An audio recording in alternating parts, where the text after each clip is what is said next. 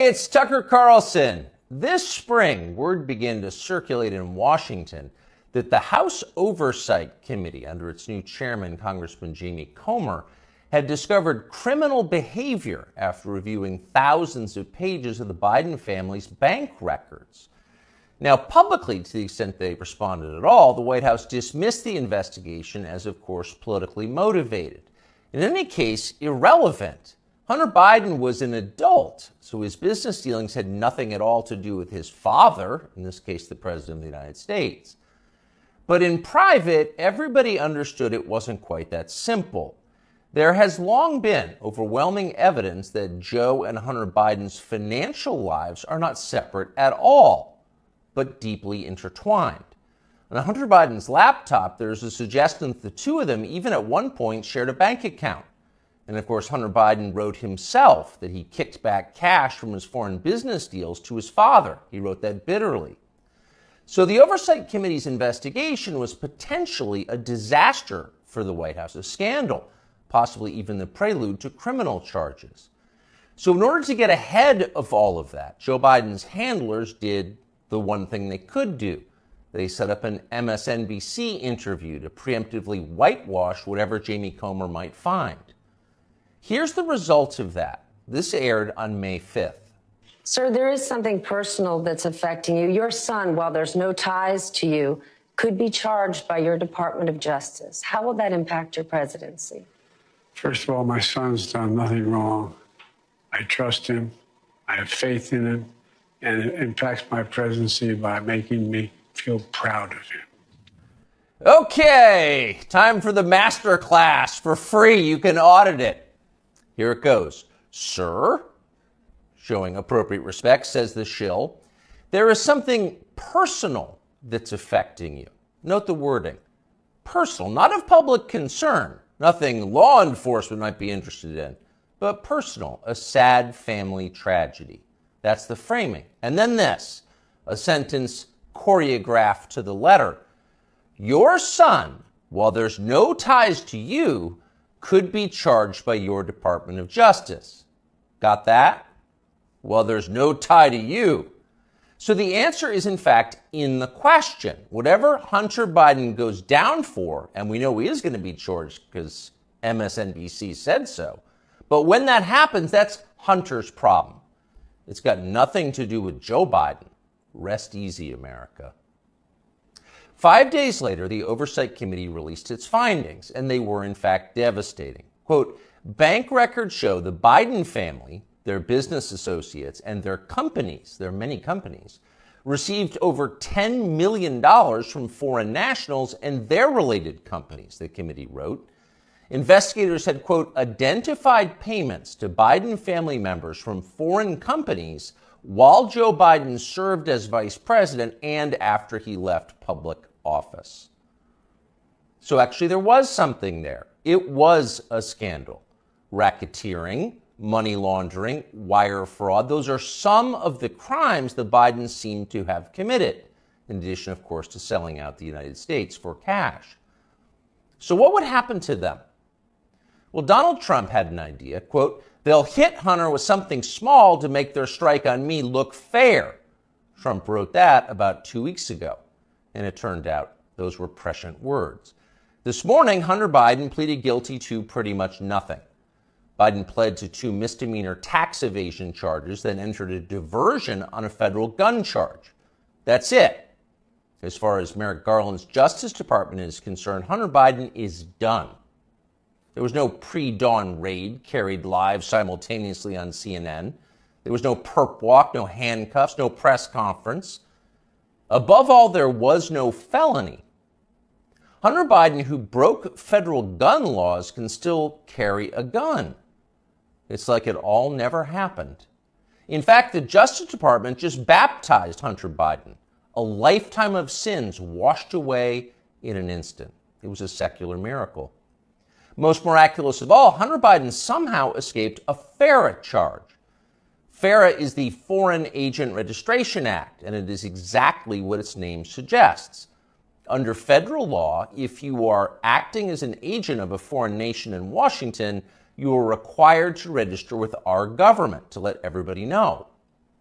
Well, for decades, pretty much nobody in Washington did register under FARA, and precisely no one was ever prosecuted for it.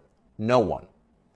But starting several years ago, the Justice Department began sending people to prison on FARA violations. The official explanation was, we're cracking down on foreign influence in Washington. And of course, privately, everyone in Washington laughed. They knew that was absurd. In fact, it's the opposite of the truth. Foreign powers have never had more power in Washington. Their agents are everywhere, in every federal agency and throughout business, down to and including in executive positions at various social media companies. The Biden administration knows all of this, and it's not a problem. In fact, it's their policy. From the administration's perspective, the concerns and the demands of, say, the Chinese government, or particularly the Ukrainian government, are far more important than the needs of American voters. We're cracking down on foreign influence. Please. The point, the only point of enforcing FARA, after decades of ignoring it, is to harass and imprison high-profile political opponents. Trump donor Elliot Brody pled to a FARA violation a few years ago. So did Trump campaign manager, famously, Paul Manafort. He went to prison. Last year, the DOJ went after Trump confidant Steve Wynn under FARA. But in the end, the Biden administration overreached so comically that the whole thing was thrown out by a judge. But they tried. So as long as they're trying, if it was a fair system, Hunter Biden would be first on the list of those next to be charged with a FARA violation. In fact, many of them. Hunter Biden was a foreign agent. He never registered as one. But for years, that's exactly what he was. He sold access to his father and other lawmakers to the Chinese and the Ukrainians and countries throughout the world. There's no debate about that. The FBI has known about it for years. For years, they've had possession of Hunter Biden's laptop. But they didn't charge him for it today. They never will. Why? Well, you know the answer. Hunter Biden has good genes. A more interesting question, though, which is another question the feds will never consider, is what does Hunter Biden do for a living now?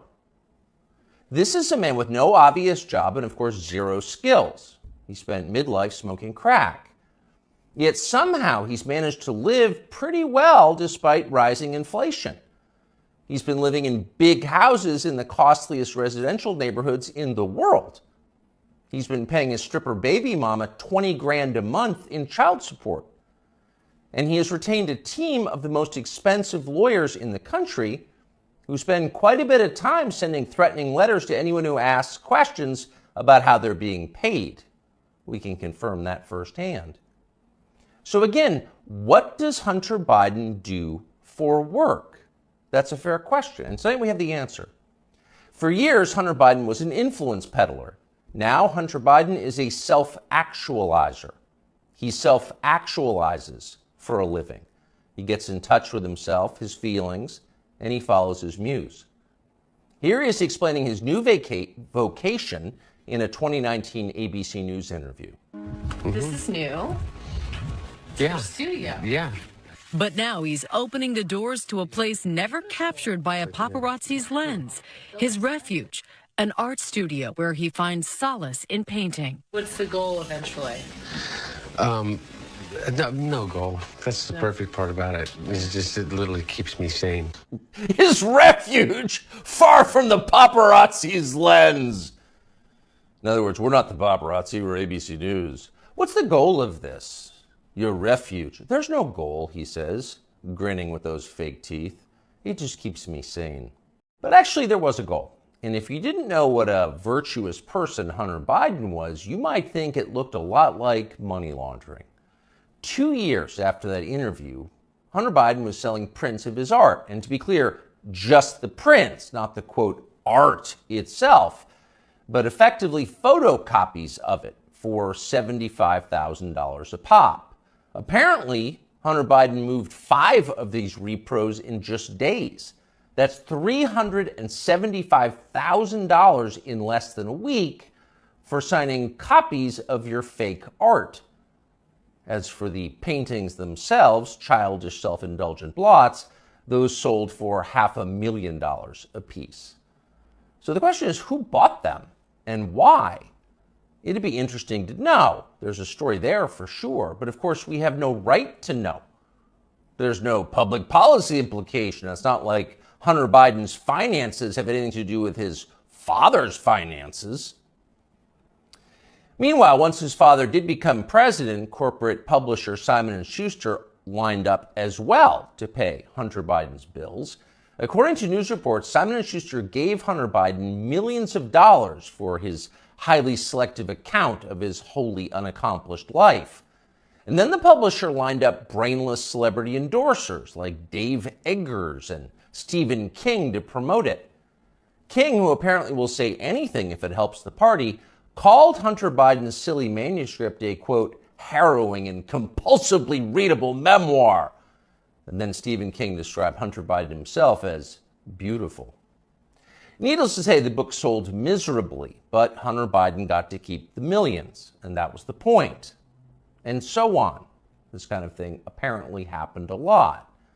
Again, there seems to be a story here, and we think it's probably worth learning a lot more about it and bringing it to you. In the coming weeks, we will. In the meantime, though, the question is, what can we learn from Hunter Biden's plea deal today? First off, the obvious. For the children of the people in charge, there are no penalties. There are only upsides. They're princelings. They can do what they want. You are not. Therefore, you can't. So don't get any ideas about cheating on your taxes or violating federal gun laws unless you want to celebrate next year's Father's Day through the glass in the visitor's room. The rules definitely apply to you, including rules you don't yet know exist. But there is also a deeper lesson here, a more disturbing one. What we're watching through Hunter Biden's life and through the Biden administration, now entering its third year, is the total inversion of virtue. What was once considered admirable is now derided as stupid, if not racist. That would include achievement, intelligence, honesty, self-control, humility. Those are features of the old America. Those were yesterday's virtues. They are gone. In their place, all that we once considered contemptible and repulsive, we're told to worship that now. Here's a small example, but we think a revealing one. In addition to his many other sins, Joe Biden has hired what has to be the single dumbest, nastiest, most dishonest, most ridiculous person he could possibly find for the very public position of White House press secretary. There's a point to it, of course. It was a humiliation exercise. It was designed to degrade the country and dispirit the rest of us. That's the White House press secretary? Shut up! But here's the thing. The White House press secretary herself has no idea why she's in the job. She thinks she's amazing. Here she is in a clip we just saw. A year in this role, there's been a couple of things that has made me incredibly proud. Many things that made me incredibly proud to be at that podium during this historic moment. Again, this is a historic administration. I'm a historic figure, and I certainly walk in history every day. I'm a historic figure? Imagine saying that. I'm a historic figure, but she does. And she says it in a burst of sincere self-congratulation, marked by her signature bad grammar. Illiterate, but proud. Of course she's proud. Karine Jean-Pierre is now a historic figure, just like Hunter Biden is now an important artist. It makes you feel stupid for going to work. Younger people say the news is full of lies. Since Kennedy's motorcade. 239 people. The death of Jeffrey Epstein.